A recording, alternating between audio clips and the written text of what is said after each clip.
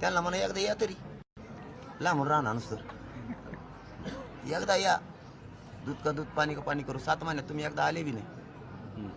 बाकीचे बरेच येऊन दमलेत का तुम्हाला गाडी लागा ना एसटी तिकीट काढून देतो आम्ही या ना एकदा बोलू मी म्हणजे आडमोड आड नाही बोलत त्यांना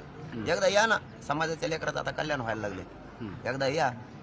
संविधानाच्याच मार्गाने चाललोय 7 महिने वेळ दिला अजित दादा उलशिक तिरशिक नाही दिला 7 महिने लहान वेळ नाही उलट तुम्ही गोरगरीब मराठ्यांच्या लेकराच्या बाजूने बोलायला पाहिजे सरकार तुम्ही चुकीचा करायला लागला डायरेक्ट म्हणलं पाहिजे त्यांनी 7 महिन्याचा वेळ दिला याच्यापेक्षा किती वेळ द्यायचा